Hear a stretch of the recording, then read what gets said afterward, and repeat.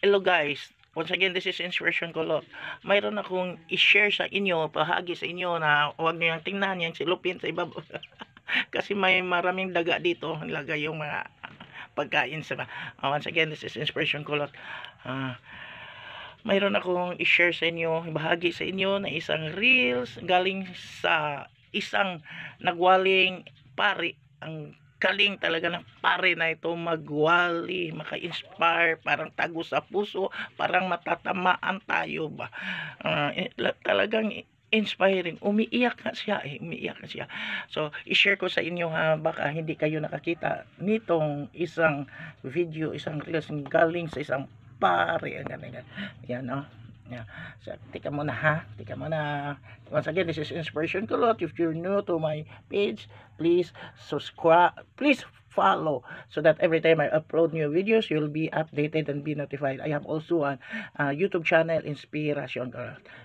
Tingnan natin ha. Yan. Oh. Yung ilawan Yan. na sinasabi nga sa ating Ebanghelyo, dapat may sinag lagi yan. Kahit umaandap-andap na yan dahil sa problema, okay lang, basta at least buhay, basta at least may liwanag, umaandap. Sabi naman ng Panginoon, kahit ang pananampalataya maliit na lang, pagyayamanin ko yan. Basta yung maliit na pananampalataya yan, pag mga alisin yan, kasi hindi mo makikita kung paano ko gagawan ang lahat ng paraan. Gustuhin man ng Diyos na ipantindi sa atin, bakit nangyari ito, bakit ganun, hindi natin maintindihan.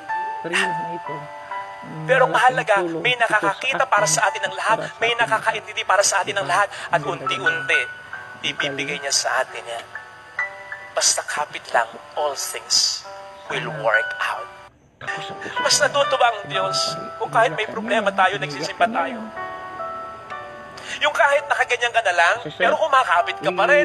Kahit yung ilawan na sinasabi nga sa ating Ebanghelyo, dapat may sinag lagi yan. Kahit umaandap-andap na yan dahil sa problema, okay lang, basta at least buhay, basta at least may liwanag, umaandap. Sabi naman ng Panginoon, kahit ang pananampalataya maliit na lang, pagyayamanin ko yan. Basta yung maliit na pananampalataya yan, pag mga alisin yan, kasi hindi mo makikita kung paano ko gagawan ang lahat ng paraan. Gustuhin man ng Diyos na ipantindi sa atin, bakit nangyari ito, bakit ganun, hindi natin maintindihan. Lahat. Pero ang mahalaga, may nakakakita para sa atin ng lahat, may nakakaintindi para sa atin ng lahat, at unti-unti, ibibigay niya sa atin yan. Basta kapit lang, all things will work out. Mas natutuwa ang Diyos kung kahit may problema tayo, nagsisimba tayo. Yung kahit nakaganyan ka na lang, pero kumakapit ka pa rin.